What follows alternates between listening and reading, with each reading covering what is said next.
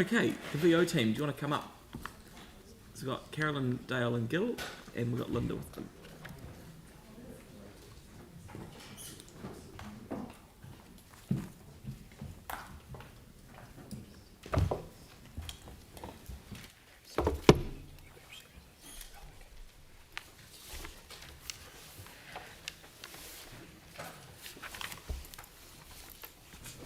Thanks, Sam and councillors, and thanks for making the time available to VO to share our annual report with you. I'm going to do very little speaking. Caroline's going to do a lot of speaking. But what we're not going to do is take you through the annual report page by page. That would be turgid, and each of you will have had the opportunity, or will take the opportunity, to read that to the level that you want to. What Caroline's going to do is focus on highlights under a number of performance headings, and also give a bit of a glimpse where it's appropriate into the future. So with that, I'm going to hand over to Caroline, and I think the easiest thing probably is to let Caroline go through her presentation and take questions at the end. Okay? Great. Thanks, Gil. Good morning. I think we're still morning. Good to see you all. So look, as Gil said, we are going to have a little bit of a summary reflection on the year that has been, which now seems a lifetime ago, and then just focus on some of those key areas where we've had some things to celebrate and some things to maintain a focus on looking forward. And then just to talk about the platform that obviously that last year has created for us as we move forward into what is a slightly more volatile environment. So firstly, I wanted to say thank you from Venues Ōtautahi for the support and confidence that you have as our shareholder in us. We really value that relationship as a genuine platform for us, again, as we move forward. But as we reflect on the year that was, it was a really positive year, one that we probably didn't expect to be quite so positive after the torrid few years prior. And I know that we've mentioned it before, but this was the first full year of operation that we had since before the town hall opened. So obviously those years of COVID, about 70% of the time we weren't able to trade at all. So the results really are ones to celebrate. And you'll see there, as you saw in our annual report, but we delivered 43% more events than we had thought we would. When we set our budget, 72% more guests came through the venues, so close to 700,000 guests came through the venues, which is just awesome. We had a 14% increase in the direct estimated economic benefit of events, and that's outside of the extra 12 million that came from local procurement, both from suppliers and contractors, as well as our local food strategy. We had a $6 million positive revenue variance against our SOI target, so bringing that to 20 million. So what that really shows is both a bit of a resurgence post-COVID, but also the changes that we have made to the business around robust cost control and a variable cost model are working, and that's something we really want to maintain our focus on as we move forward. So just looking into some of the focus areas, and as we always talk about, where we support local is hugely valuable and a core priority of our business now and in the future. And some of those highlights are pretty cool to see. So obviously that 79% sourced food from the local Canterbury region. And when you extend that actually to all of our suppliers and contractors, that 70% of all of our suppliers and contractors are from Canterbury. So not the South Island, but Canterbury. And that's something we'll continue to grow. It is a fundamental part of our procurement process, as it will continue to be so. Now, it's a lot of beers, a lot of wines, a lot of meat and a lot of veggies, but it's pretty impressive. You know, there's a lot of producers in our region that are really benefiting from the more events that we can attract to the city and the more people that we can bring through the community venues, which is awesome.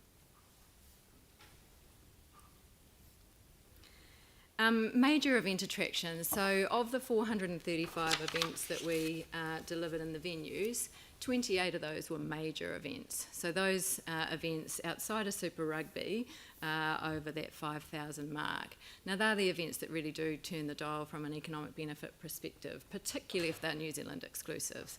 Now at the minute we probably don't get as many New Zealand exclusives as we will in the next few years. But they are the things that really turn the dial. So as you'll see there of the larger venues, it's quite a nice even split between the venues as to where we're attracting those big events. So 32% of them were at Wolfbrook Arena, 29 at the stadium, and 39 at Hagley Oval. So really nice to see that even split across the venues.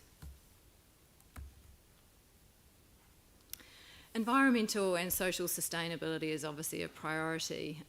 Events and venues, it's a challenging industry when it comes to waste and energy particularly. So we see that as a real opportunity, but also a challenge, but one where we can take a bit of an industry lead. So our sustainability strategy and roadmap has been established, and we have our baseline carbon footprint. Now we are on track to deliver a carbon neutral position by 2030. And interesting to see that actually 50% of our carbon footprint is associated with Wolfbrook Arena, and 39% of that is the diesel boilers that are still in there. So that is the first cab off the rank, and those will be replaced in the next 12 months, which puts a big dent already in that carbon footprint, which is awesome. Waste is obviously another, lots of food packaging and lots of introduced packaging as well. So our test case for waste diversion was the Crusaders rugby season. So we did that in partnership with the Crusaders. So 81% average across the season diverted from landfill. And then you'll just see that other, which was another test case we did at Town Hall with Itipu, 91%. So we've got some good baselines to work from and some good systems and strategies that we can put in place across all the venues. When we think about social sustainability, because obviously we want to take a holistic approach, it's not just about our carbon footprint, it's not just about those outcomes. It's about what we can do as a core community venue owner, is what we can actually contribute to the broader region. Yes, we do a lot when it comes to local procurement, but we also employ around 700 staff from the Canterbury region.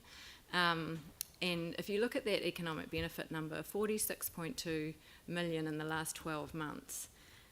For your $3 million investment in Venues Ōtautahi, that is a great return, and something I think you should be very, very proud of, and something we continue to focus on, getting as much value as we can for our city. Te kaha. So obviously this is looking to the future, but it is a fundamental priority of ours now. So in that annual report period, a lot of that focus was continuing to contribute to design.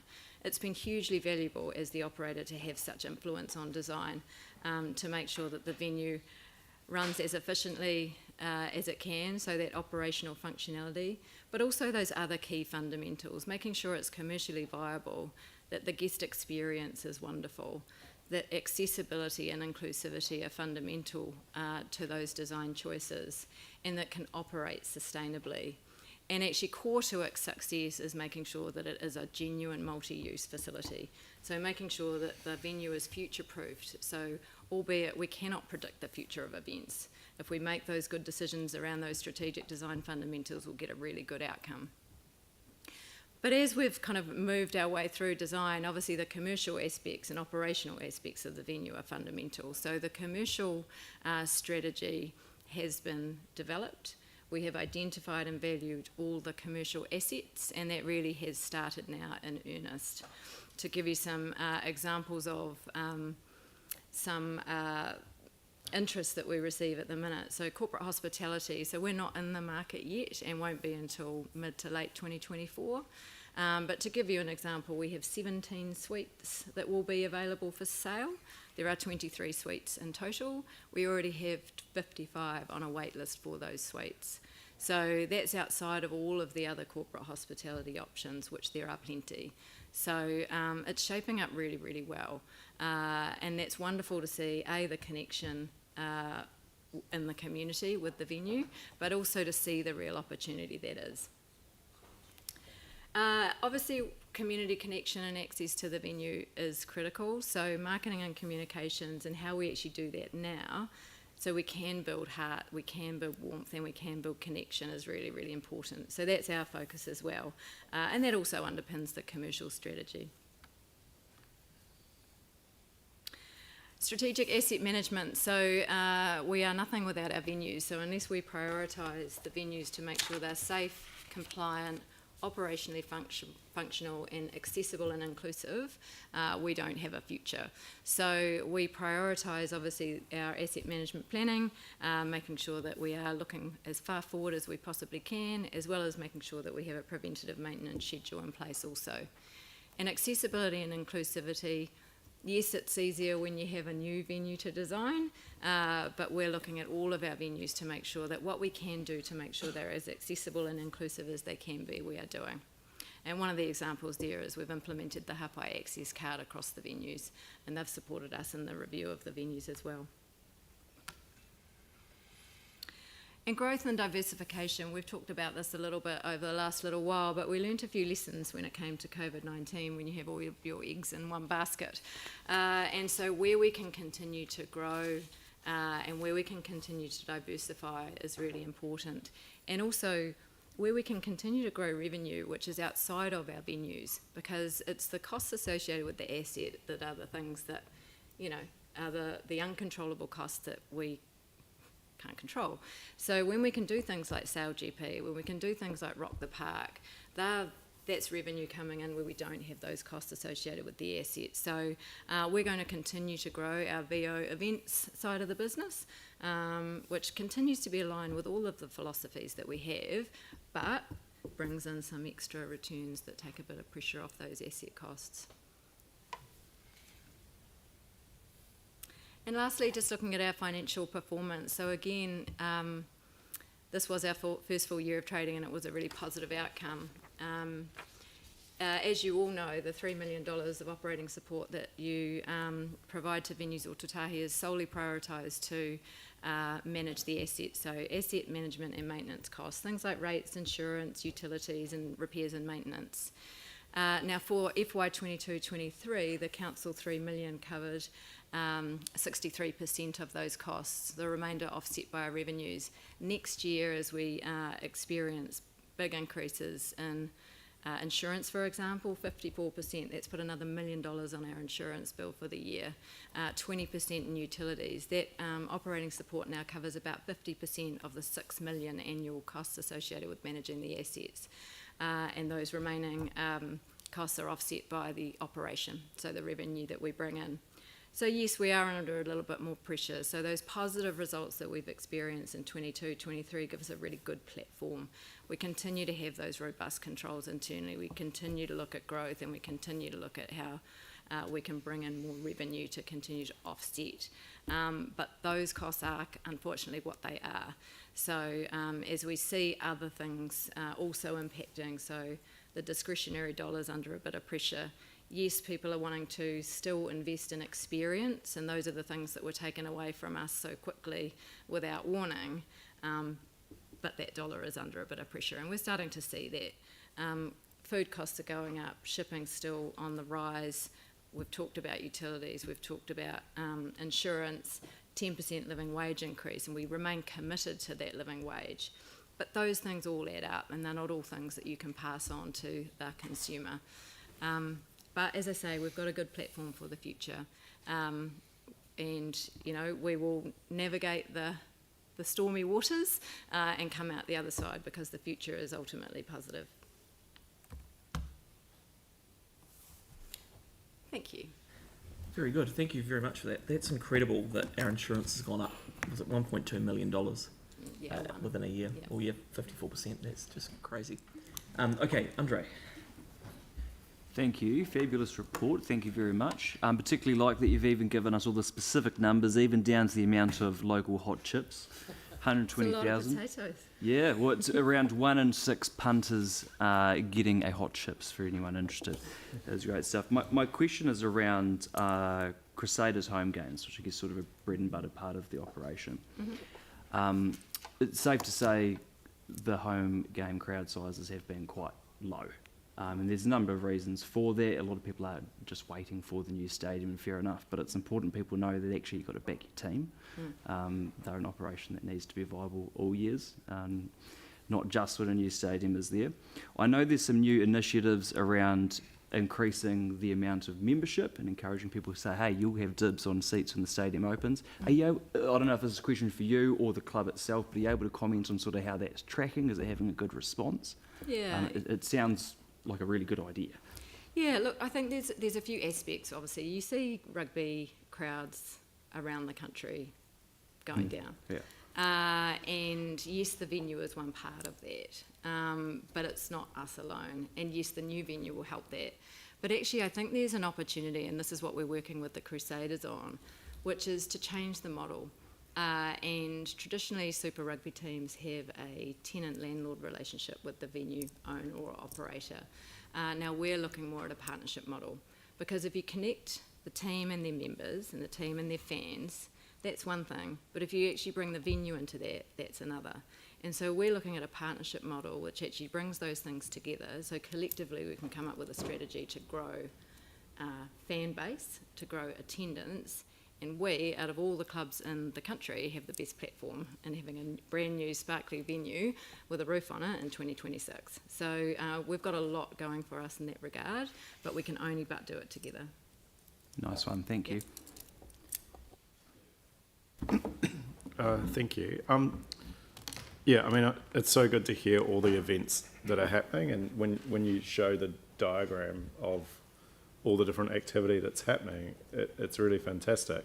When we get Christchurch and Z come in, they say one of the key perceptions in the city is that we don't have enough things happening.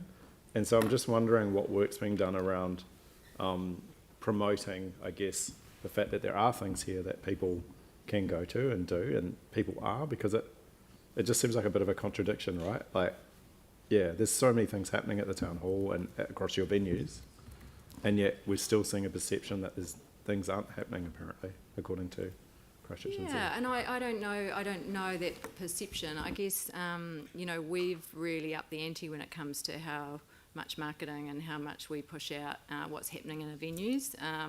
We're thinking about creating a venues Ōtautahi Live platform, which is essentially an application that brings together all of city events, which could be using VO as the platform, but actually extending that. But yeah, look, I mean, we can only do so much to advertise what's happening in our venues, but there's certainly plenty going on. I think you might be right about some of the smaller events that don't get as much traction. The big events certainly get the attention, but it's actually the smaller volume events and maybe it's something we can do in partnership with Christchurch and Z to really bring those two things together using their marketing and their database. So something we can talk about. Wanted to check too, like a few years ago there was a request, I think, from the previous mayor and the council to look at how we could activate the town hall outside of events, and I just wondered if there's any work, in terms of maybe hospitality or other things that are being considered. Yeah, so a bit of a challenge with the town hall is that the way the city has changed as a result of the earthquake means that the foot traffic, that natural foot traffic, just doesn't quite, it used to come all the way through to that sort of Upper Colombo, and there was quite a bit happening up there.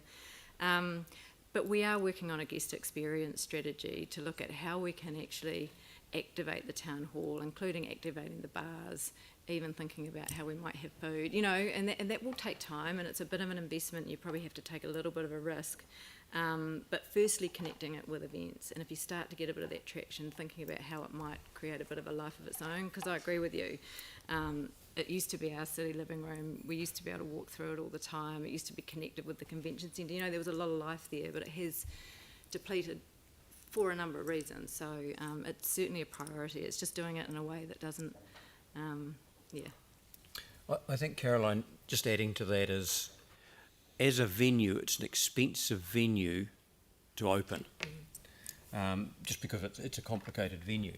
So we're always very conscious that whatever we do there has got to generate sufficient to cover its costs. Otherwise, we're opening it and not getting people there, not getting people spending, not getting people enjoying themselves, and yet it's cost a lot of money. So we're just trying to balance that, but we're very conscious of I think, trying to activate it, because I totally agree. It's a bit like a, dare I say it, a sacred place that people go to at the moment, rather than a place that they just naturally, gravitate to.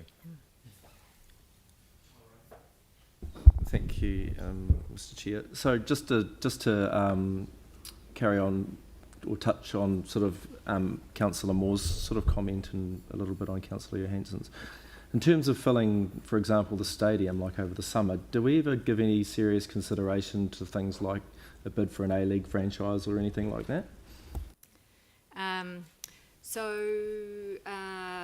Well, I guess there's A-League franchise and NRL franchise, and those the creation of those is really outside of the venue. But we're certainly looking at Warriors games. We're certainly looking at A-League games, and actually looking at what we can do in creating a partnership for the next couple of years at the temporary stadium to then bring into Te Kaha, because those are absolutely fundamental sporting codes that we'll have in the new stadium. We've had them at the temporary stadium. We had the Warriors. It was a great outcome last year, and we're talking to the Warriors now, and obviously they're on a high, so we can probably guarantee that there'll be a few more people there as well. And AFL, of course. Then AFL, yeah, the round. Won't be big enough. Sort of one final question, and maybe it's more of a question of our staff, but I mean, I think some of us are really interested in what we do around the future in terms of the new stadium, the whole kind of financing as well, around things like seats, memberships, and I know you've talked about a different approach. Mm-hmm. I think for the councillors, the older councillors, we're aware of some of the stuff that we've been told in the past, but maybe some of the newer councillors might be a good opportunity for us to actually just have a session together to really understand what we're looking at. I mean, I've got a number of questions around things like ticketing levies, for example, but obviously today's not really the right time to address that. But I wonder if we could consider having some sort of discussion in the near future around what those strategies might look like. Yeah, so you raised that yesterday with us, and so we've taken that on board, and we're setting up a briefing in the next couple of weeks, and then we'll bring that to give you an update. And okay. venues and I are catching up later this week, just working out the timing. Yeah, thanks. Thank you. Just interested to see the Air Force Museum New Zealand on your list of venues there, and being on the trust board out there, I was sort of, how closely do you work with them in their venue out there, and how many events do you tend to take out there in a year? Yeah, we work very closely because obviously we're, they are one of the venues that we operate, just obviously for our events only. I think it's about 40 events a year at the Air Force Museum. It's a wonderful part of the portfolio. I mean, that's the great thing when you look up there. We've got a really diverse portfolio, and it's nice to be able to take events and look at the right venue for them. The Air Force Museum, not only is it really cool having an event in the planes, but the parking's amazing. It's actually really close to the city, even though the perception sometimes is that it isn't. Yep. So no, we love the Air Force Museum as part of the portfolio, and continue to. It's one of our core assets. So. Excellent. Yeah. And I guess on that, you were aware of their new planes that are, one's arriving, the other one's sort of arriving soon, and the new exhibition hall that they'll be looking to open for that. You'll hopefully be partnering with them for that as well. Yeah. Well, look, any of that event space is great, and wherever you can include the planes. It's always a little complicated to move the planes, but where we can include the planes, it's really, really cool. Yeah. Excellent. Thank you. Right, so I think we're there. So Jake's happy to move it, and Aaron looks like he's happy to second it. Any discussion? All in favour? Against? That's carried. Thank you all for coming in. That's fantastic. Thanks very much, Sam. Thanks, councillors. Brilliant.